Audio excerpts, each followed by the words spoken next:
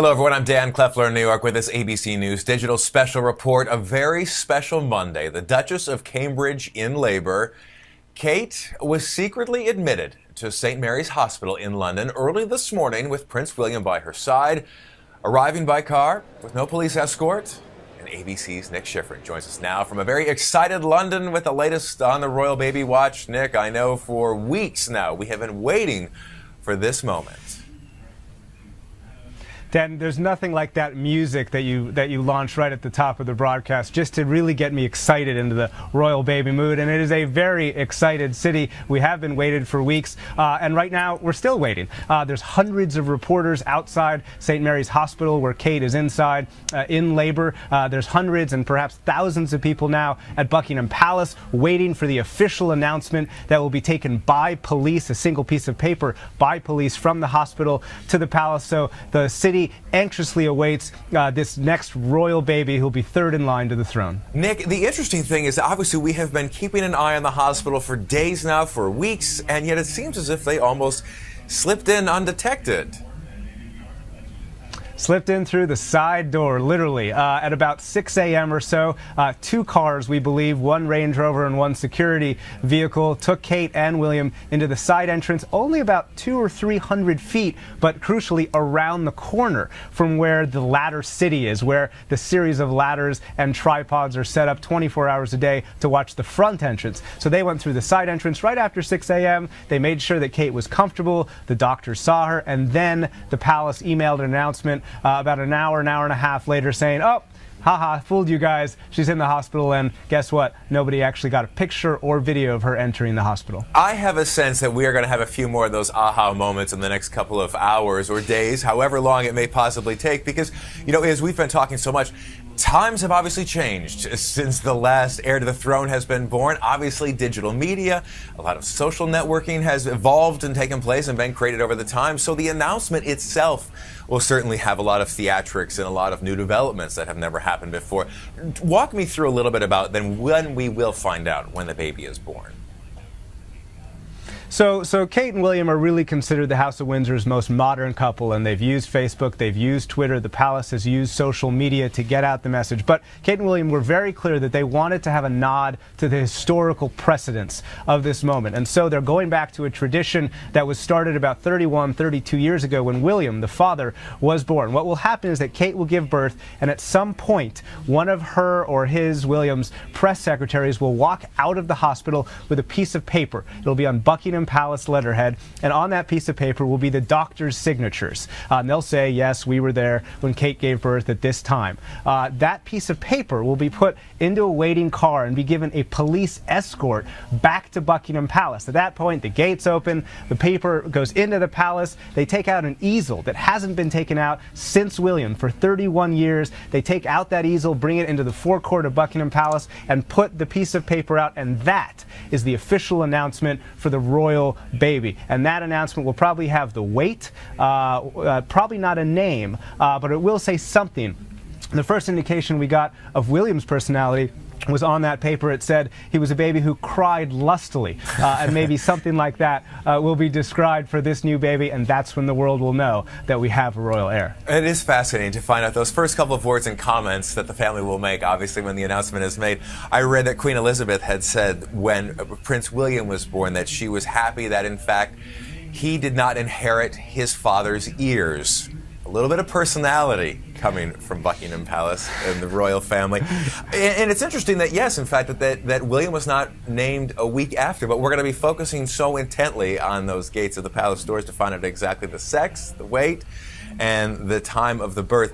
And also, you're looking at here at the pictures. This is when Prince William was born, when the late Princess Diana and Prince Charles came out, proudly showing off their new bundle of joy. And that, Nick, that was a historic moment, because until that point, a photographer used to be brought into Buckingham Palace to capture those initial moments. That was historic for a few reasons. One, everybody before William was born in Buckingham Palace. And so for the first time, you had an heir to the throne born in the hospital. For the first time, also, you had the father by the mother's bedside. I mean, think about that. When when Charles was born, his father, Philip, was out playing polo. And so Charles I love that story. Sat by Diana's side.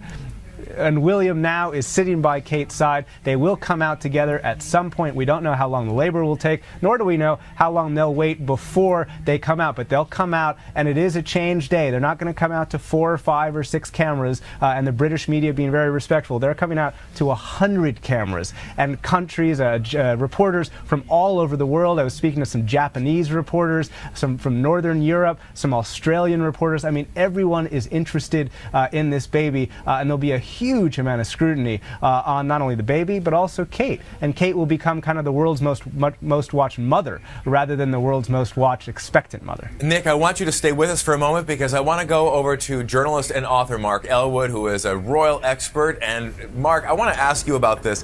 The fact of the matter is there is a lot of protocol and there's a lot of pomp and history that goes into the announcement of an heir to the throne, as it doesn't happen very often.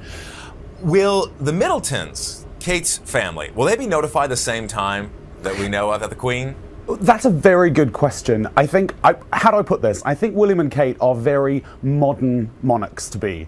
And I'm very sure that Kate, who's so close to her mother, will find a way to call her mom. I suspect there'll be a cell phone sort of under the bed and she'll be calling her mom. The protocol dictates that the Queen will be told first, of course, but I'm sure they'll find a way that Carol will be right there. Interesting. It's an interesting image. I don't know exactly how she's going to be able to sneak a cell phone under the bed, but if they can get into the hospital without too many people capturing pictures, I suppose anything is possible. Talk to me a little bit about the significance of this child's birth, because as we've been talking about the fact that this child, boy or girl, will be the next heir to the throne. Which is kind of jaw-dropping when you think about it. This person who's about to appear in the future will be a global icon. This baby is guaranteed to be a global icon. And there are very, very few babies who are born with that kind of future guaranteed. What really interests me is how they changed the law, this whole law of succession, where for a long time, it didn't matter if you had 7 daughters and 1 son, he would leapfrog the line and become king. If William and Kate have a little girl, will she get left out that way? No, they've changed the law. So it guarantees that this baby, for the first time ever, will be the monarch of the UK. I get quite verklempt thinking about it. Well, it is certainly historical, and certainly it shows, you know, the Queen has certainly gotten a lot of credit for advancing with the times and changing. And, you know, as you and I have discussed before, there is a lot of tradition that steeps very deeply in the royal family. But at the same time, though, the Queen has said that this was something that she was very passionate about making changes to that, because she herself obviously was an unlikely heir to the throne. She didn't become heir apparent until she was 12, 13 years old when her uncle had abdicated. I mean, I think so many people have seen the King's Speech, where you watched not only her father get thrust unexpectedly to be the monarch, but this little girl who was really a posh, well-behaved, nice little girl. She was a spare. Who knew if maybe they might need her as an emergency queen? And all of a sudden, she got this incredible weight forced upon her, which I think she's done a brilliant job handling. This child will be brought up from day one knowing that he or she will be the monarch of the United Kingdom and the Commonwealth. Remember, there are 16 other countries over which they have this person will have technical dominion. No pressure. No pressure. Nick, I want to go back to you for a moment. Nick, in London, what's the scene outside of Buckingham Palace? I imagine crowds are gathering. Yep, we got hundreds of people right as the announcement came out publicly around 8 a.m. or so. A few hours later, it's now about 2 p.m. or so here, and there's now thousands of people. We saw some bands outside practicing, so I think there's a lot of expectation, a lot of anticipation. And as you guys were saying, I think a lot of that is British. I mean, we've heard lots of interesting facts today about how there'll be 3 million bottles of champagne purchased in this country alone, so we'll get a pretty happy country tonight or tomorrow night, whenever we get this baby. But a lot of those people outside Buckingham Palace are tourists. There's a huge amount of interest, whether American or whether European or from all over the world in this baby, and that announcement that will come whenever it comes in that traditional form of that letter posted to the palace gates. Nick Schiffer, and we know, of course, you're going to keep your eye posted on those gates, as is the rest of the world. And Mark Elwood, we know that you're going to be hanging with us today throughout the next couple of hours, maybe the next couple of days. Who knows? Of course,